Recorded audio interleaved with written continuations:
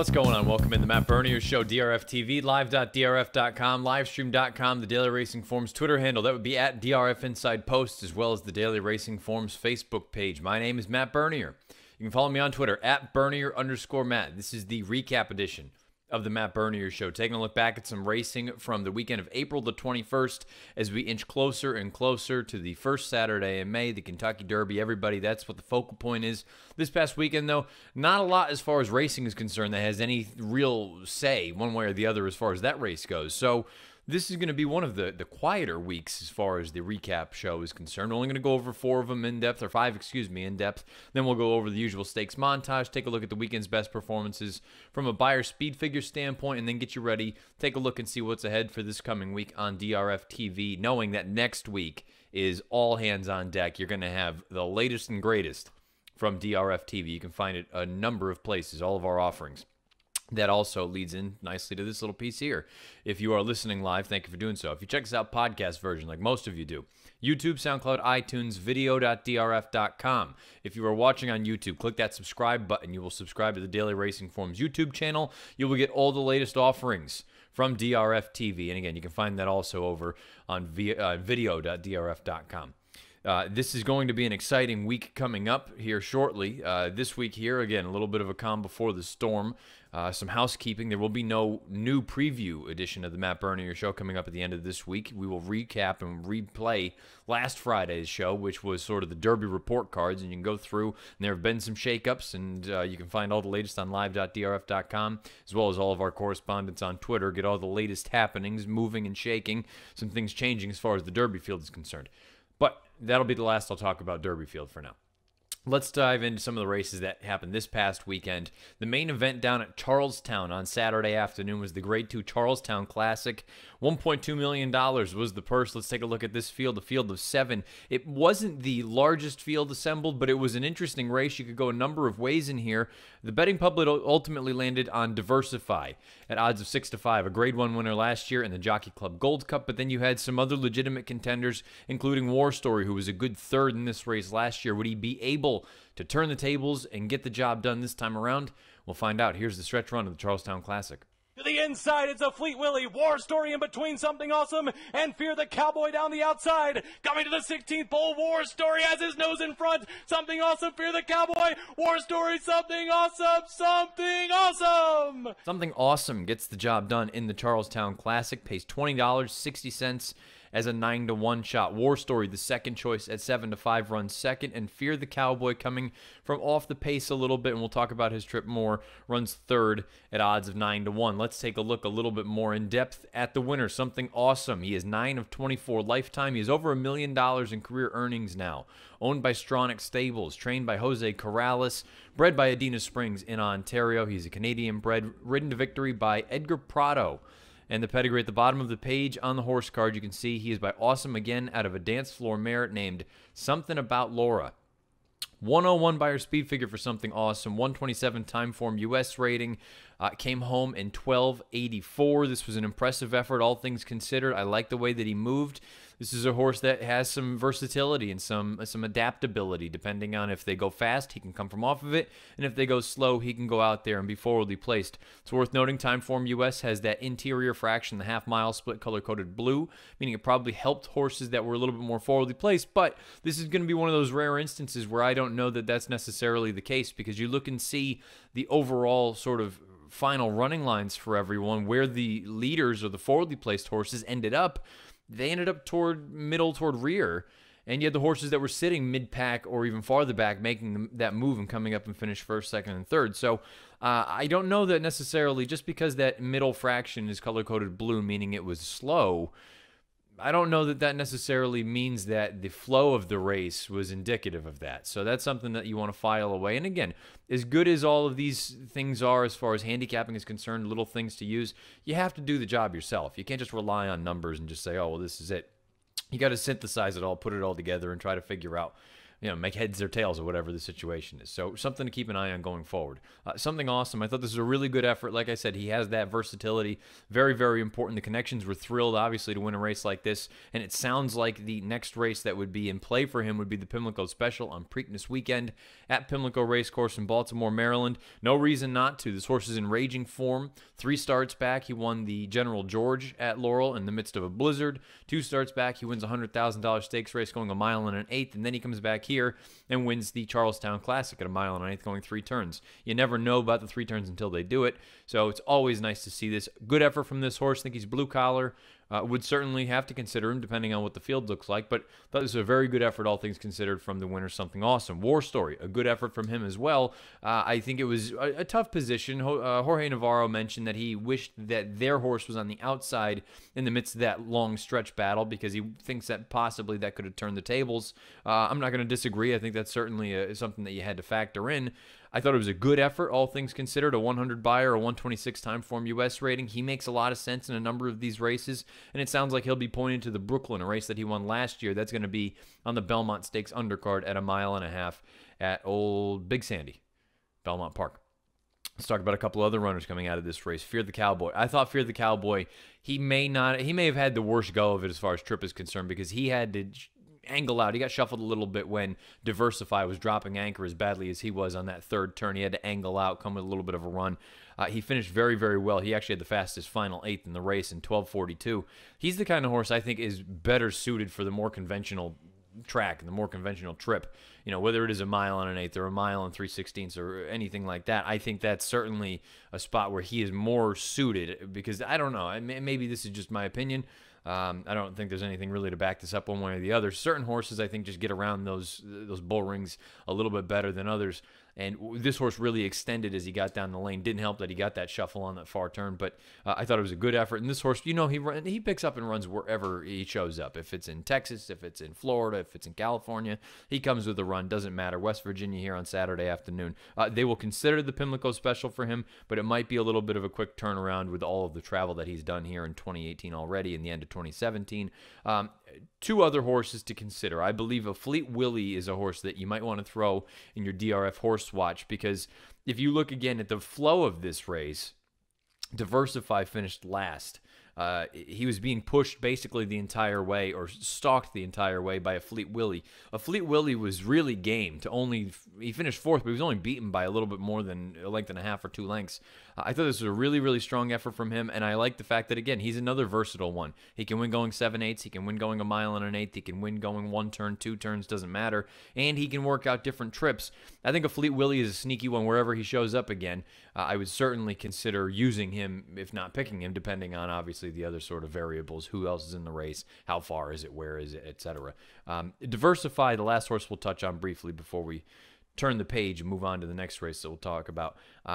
Rick Violet even said it. This was a baffling effort from this horse. No excuse because he came back and everything was fine and he's checked out okay. Violet said the 3rd turn this is a quote, the 3rd turn might have just gotten to him. It looked like he may have surrendered. He's got a little of that in him. That's not necessarily a positive quality to have, a little bit of quit, but at the same time, I suppose maybe that's an excuse. I'm going to be a little bit kinder and say perhaps it was the 3rd turn, or perhaps it was just when the real running started, he was a little bit short. This is his first start since the Clark Handicap last year. He is a Grade 1 winner, but it must be noted most of his career has been kept in New York bred company, so there's a reason that it took them as long as it did to try open company. I think this is a really talented horse still. I certainly would not rule him out wherever he were to show up next. Again, you got to take a look and see what fields look like. But Diversify, I'm going to just give him the benefit of the doubt and say draw a line through this one, whether it was the racetrack, whether he needed a race, or just maybe he didn't want to run. I don't know if he did end up quitting. I'm going to wait and see if he comes back in a race up at Belmont, something a little bit more suited for his running style and more familiar territory. I think I would give him the benefit of the doubt. But no question about it, a really, really fun race to watch. The stretch run was tremendous. Something Awesome gets the better of War Story. They both run bang-up races. Something Awesome wins the Charlestown Classic with a 101 Buyer speed figure and a 127 time form U.S. rating. Shift our attention to Keeneland Racecourse on Saturday afternoon. Their main event down in Lexington was the Grade 2 Elkhorn, going a mile and a half on the turf course. Let's take a look at the field. There were 11 signed on to go in this spot. Your favorite was It's in the Post, coming in from the West Coast for trainer Jeff Mullins. He was the winner of this race last year. Raging form, you know what this horse is all about. He is beautiful tactical speed. Distance isn't going to be a problem for him, and he's relentless. He doesn't want to lose. He'll get into a pitched battle and stay on. His sort of counterpart on the West Coast, Hayabusa 1, also came in, shipped into Kentucky.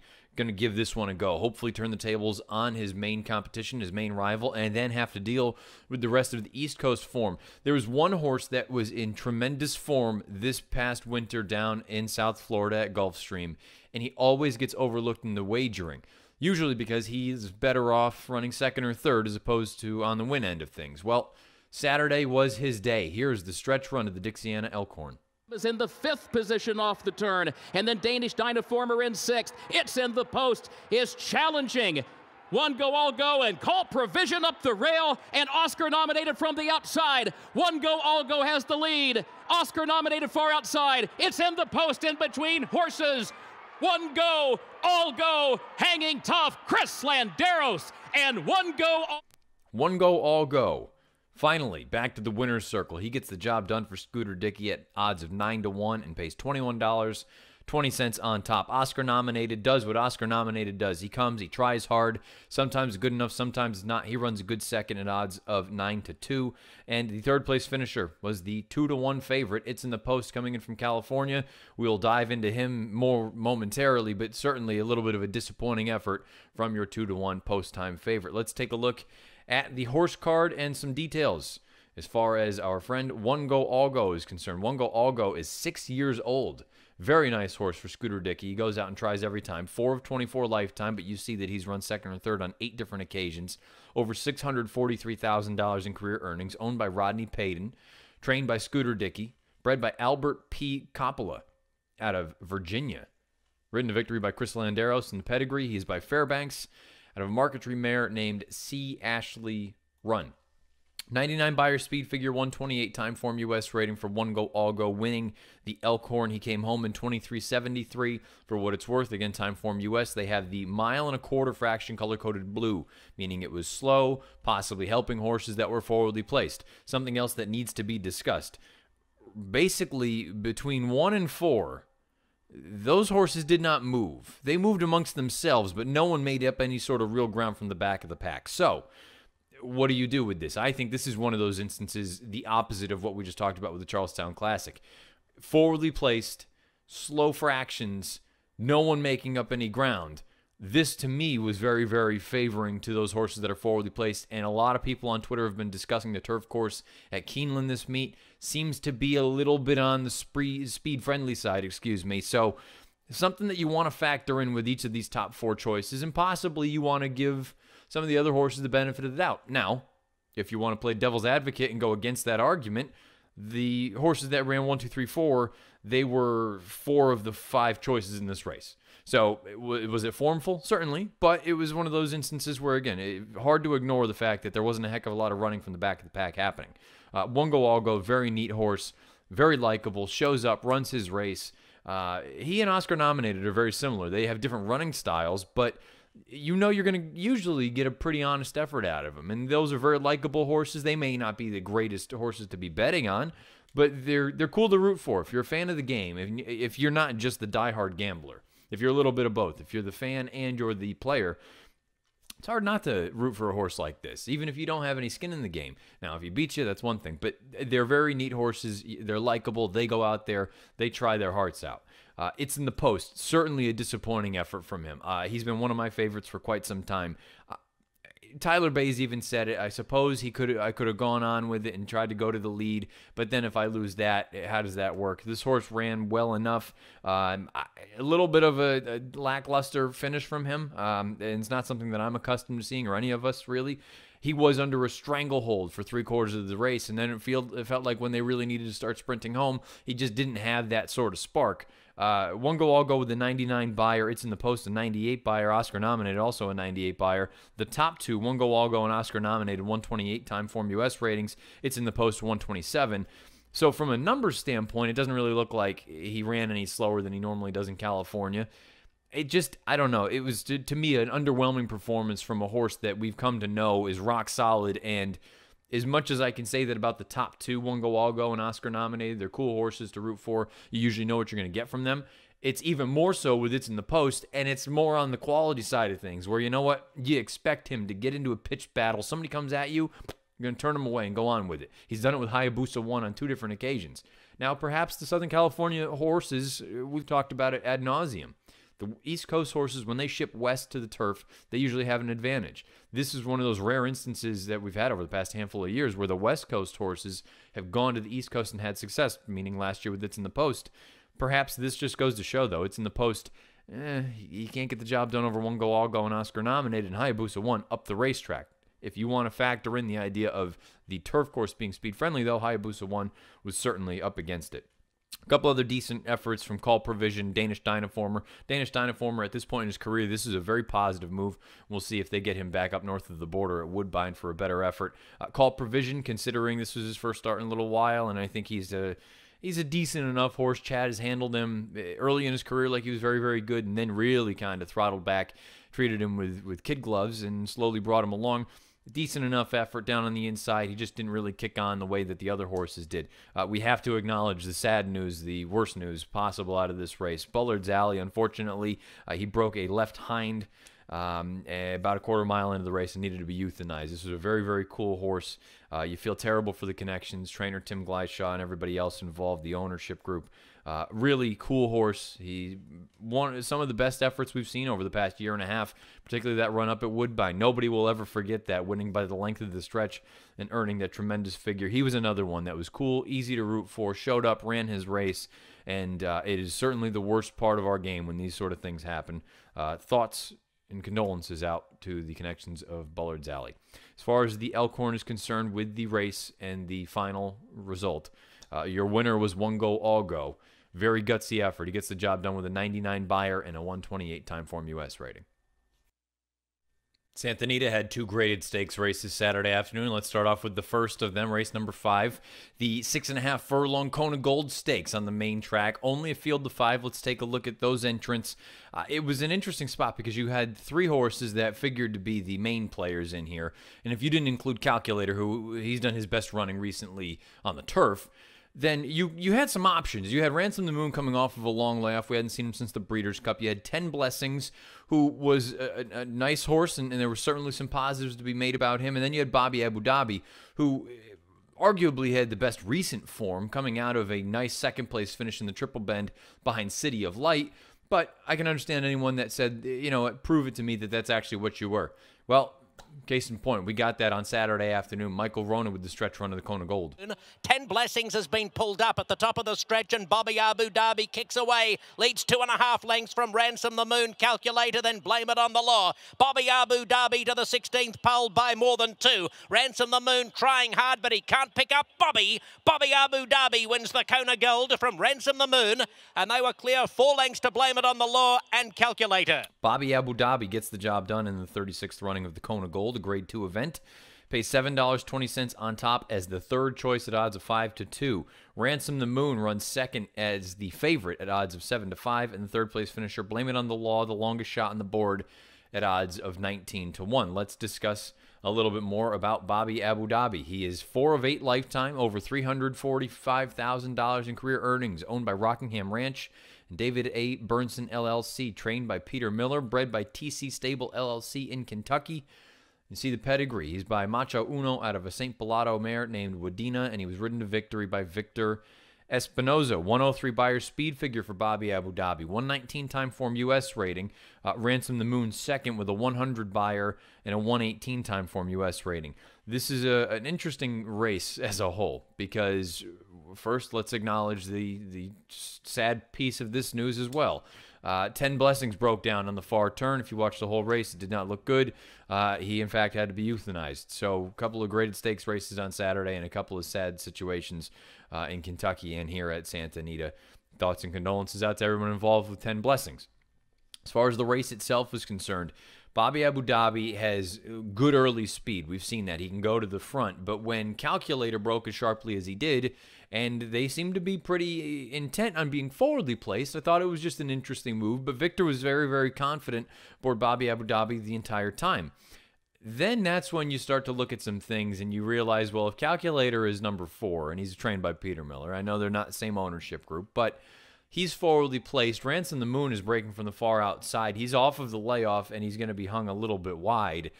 And you know what? If we can just keep that rail open and let Bobby Abu Dhabi have all the space in the world that he wants, and then even off the far turn, when Calculator floats out to that 4-5 path and floats Ransom the Moon even wider, you know, it was nice if you were backing Bobby Abu Dhabi. If you were backing Ransom the Moon in this spot, it's a little bit unfortunate because I think there's a case to be made that ground loss, only defeated by a length and a quarter, it's almost reminiscent to what happened to Roy H. last year at Del Mar when Ransom the Moon was able to shoot up the inside when Dreyfong floated Roy H. about 1 million paths wide. It's almost as if the roles had been reversed in this spot. Bobby Abu Dhabi, I like him a lot. I think he's a nice, talented little horse. He is not the star of that stable. We know Roy H. is still around, but he's very, very good. And you want to talk about having just an embarrassment of riches for Peter Miller. He's got major turf sprinters. He's got major dirt sprinters. They run all over the place. Bobby Abu Dhabi, they may be sending him to New York to run in a race like the True North on Belmont Stakes weekend.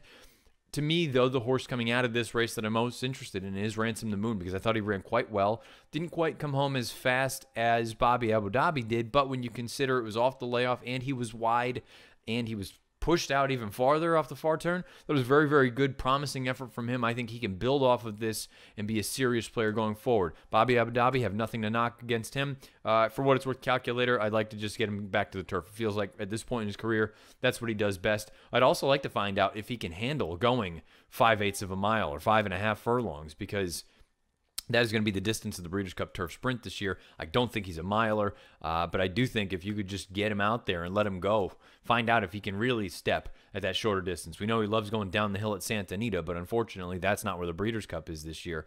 He's going to be back at Churchill Downs. 5.5, I believe, is what they've pushed it out to from 5/8 of a mile on the turf.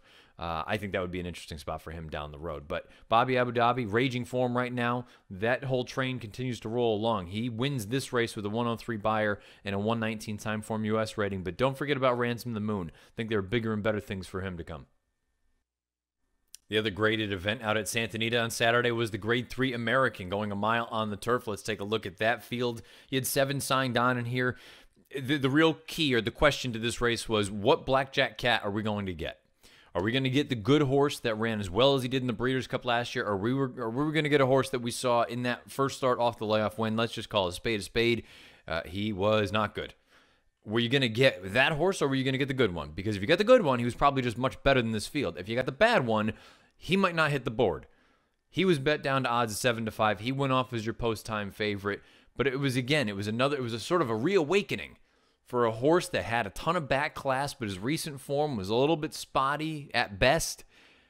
Back in the winner's circle for the first time in a while. Here's the stretch run of the American Stakes. Now, Colonist in the gold colours is into the clear, and Kenji Stormer's down the outside. They're at the 8th pole. What a View, showing a glimpse of last year's form, is still the leader from Colonist and Kenji Storm. Blackjack Cat. What a View in front from Colonist and Kenji Storm. What a View from Colonist, and What a View wins by a neck to Colonist. What a View gets the job done. 93 buyer, 122 time form U.S. rating. He wins the Grade 3 American, pays $14.20. Has a 6-1 chance. Colonist runs a good second, coming back in that turn back from the 1.5 mile race.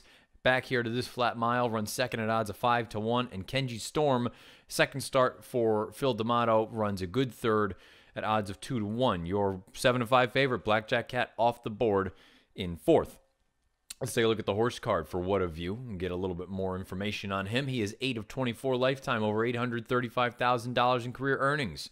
Owned by Finish Line Racing, LLC, the Elwood Johnson Trust, and Taste of Victory Stables. Trained by Kenny Black, bred by Old English Rancho, Patsy Berumen and Sal Berumen in Kentucky, in California, and ridden to victory by Stuart Elliott.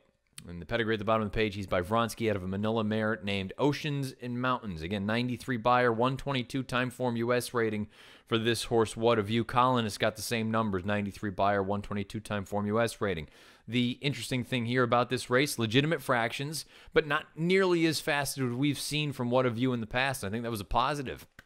For him, 23 and 46 and 2. It's a walk in the park. 10 for 3/4. That's fine. He's got plenty left in the tank. Perhaps it was the change in rider, and sometimes these things just organically happen. Tyler Bays has ridden this horse a number of times.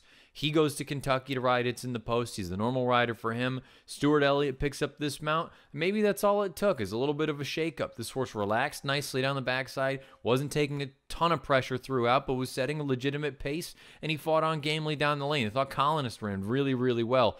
You do wonder now with Colonist, is he more of a nibbler? Does he like to get the job done? I like that effort that he came with. He came home in 23:32, but it just makes me wonder, is he just, is this kind of the ceiling for him? Is he ever going to really get over the hump and be a serious graded stakes caliber runner? Kenji Storm usually likes to be a little closer to the pace, and I wonder, again, if the pace was a little bit hotter, is that why he was a little bit farther off of it? He ran just fine, I think.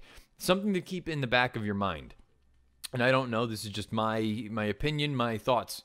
Looking at the buyer speed figures for this race, I wonder if the buyers are on the light side, particularly when you compare the time form U.S. numbers with the buyer speed figures. And I know this is certainly not an apples-to-apples comparison, but Peter Thomas Fornatal has talked about it, and I think it's a very, very nice general rough estimate. Usually you can look at the time form number, and roughly in that 20-point range less is what you're going to be looking at for a buyer. They're not close there. You're talking almost 30-point difference there. But the other thing you can do in Formulator, you can pull up the past 10 buyer speed figures from each horse. And when I look at numbers like What a View with the 93, sure, he's run faster than that, but it's been some time. So certainly a 93 is within the range. Colonist, usually in that low 90 range. But Kenji Storm had consistently been in the mid to high 90s. And all of a sudden, he drops back to a 90. Now, I suppose it's entirely possible, but then when I look at a horse like Ritzy AP, maybe he never threatened in a spot like this, but the 83 would have been a serious regression for him, and this was his first start coming back as a 4-year-old.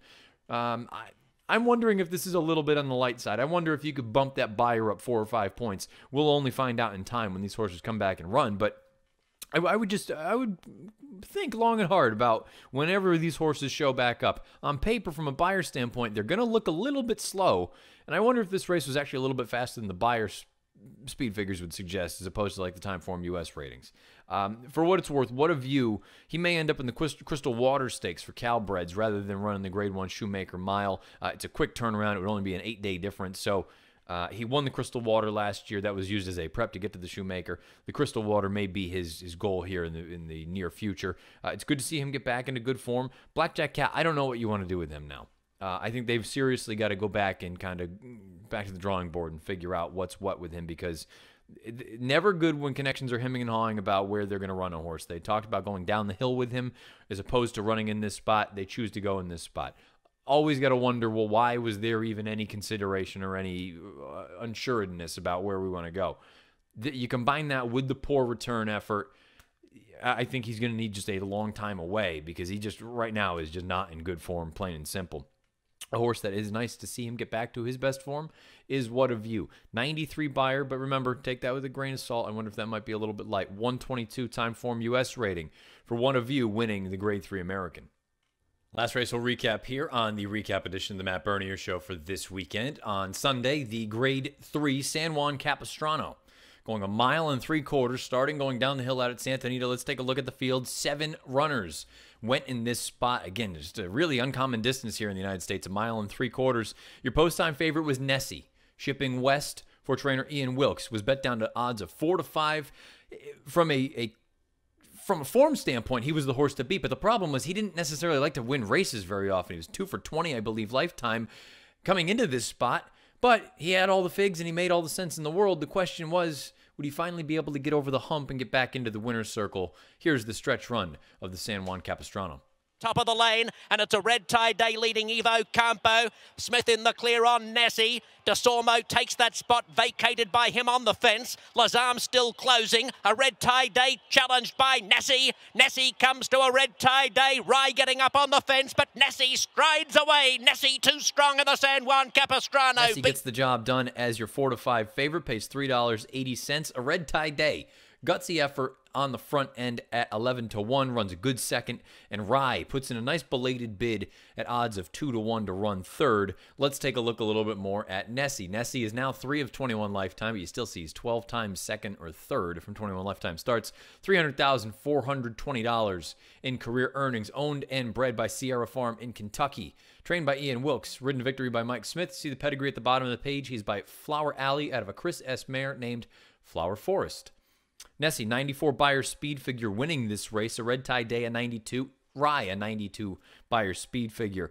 Nessie, it was good to see that he finally got the job done, really put it together, and he continues to improve. And Ian Wilkes alluded to that, where this is a horse that is on the improve. He's getting better.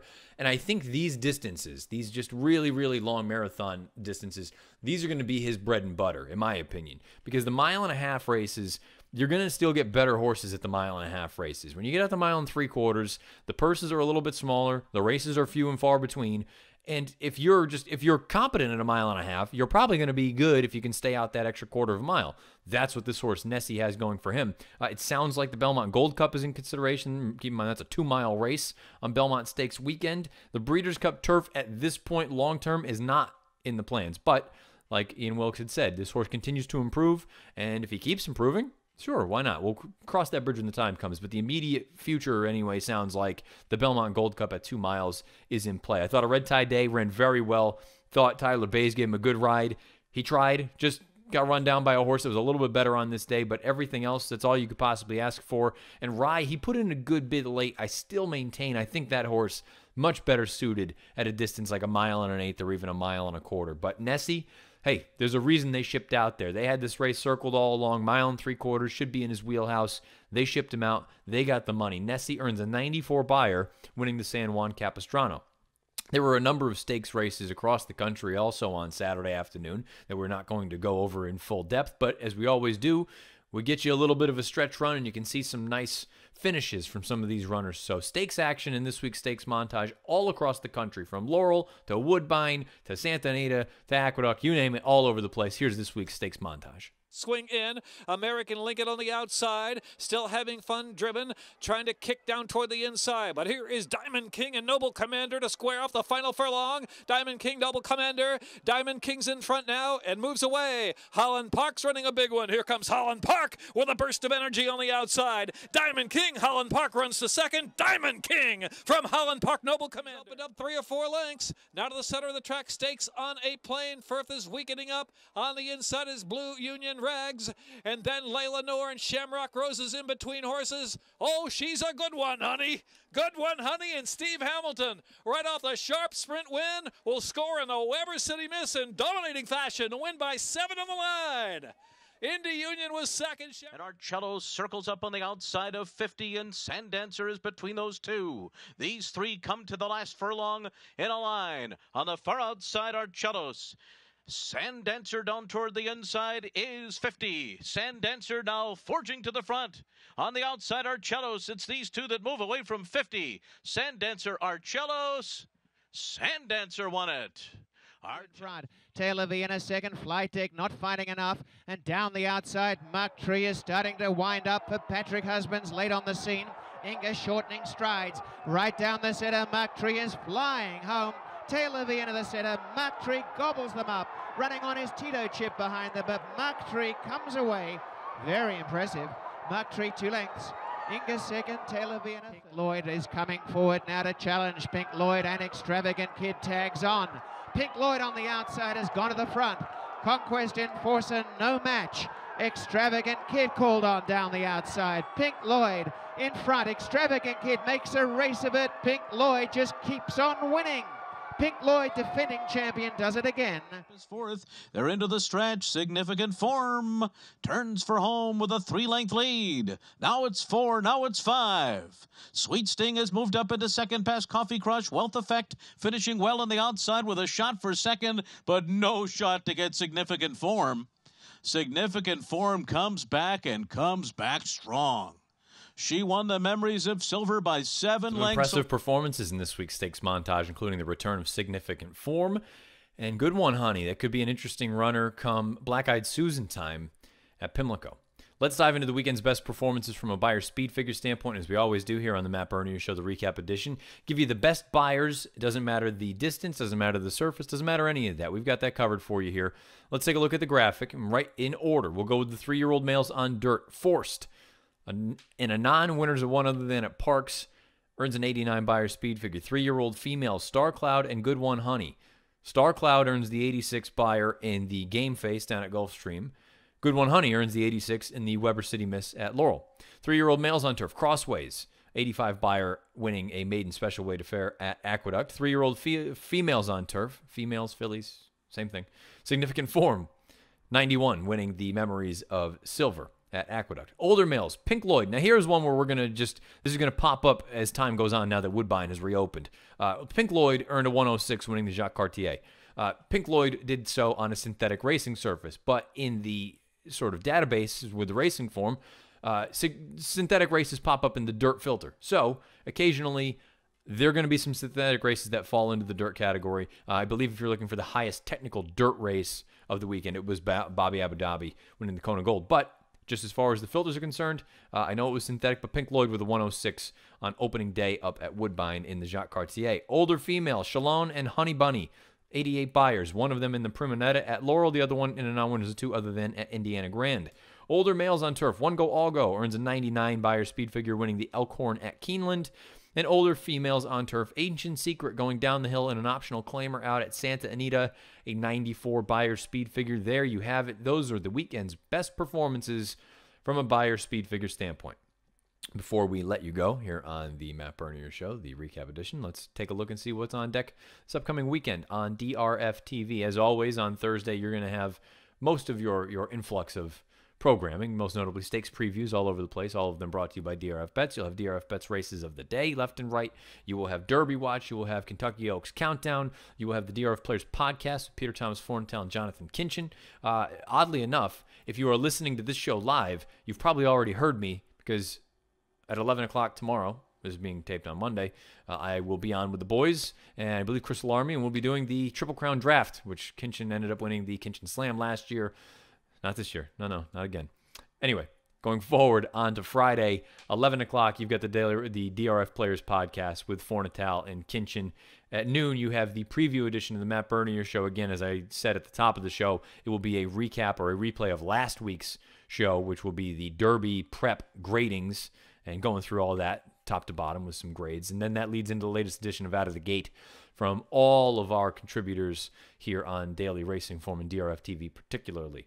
I will not be in for the majority of the rest of the week. I have a wedding to go to, so that's why there will be no new show on Friday. But when we come back on Tuesday next week, something that you want to circle the calendar, that is obviously Kentucky Derby week. Tuesday is going to be the post-position draw. But before you get to that point, check out the Matt Bernier Show, the recap edition, because we are going to go through the preps and get you ready. And you can just use that basically as your homework. Use that, throw it up, because all the replays will be on there. We'll talk about some of the races, give you some figures, some things to consider, because guess what? When that show airs on Tuesday at noon, the Kentucky Derby is only going to be 5 days away. So you're going to want to have all your stuff, most of your stuff going from there. The post positions will be drawn later on that afternoon. You'll have all sorts of good stuff going on next week. You got a lot of great stuff this week, but I'd be lying if I said we were all not excited about next week. The first Friday and the first Saturday in May, the Kentucky Oaks, the Kentucky Derby. First things first, though, we get through the rest of this week. And again, on Friday, you've got the Players Podcast, the Matt Bernier Show, and Out of the Gate. Until we speak again, which would be next Tuesday, best of luck however you're playing, whatever you're playing, wherever you're playing. This has been the recap edition of the Matt Bernier Show.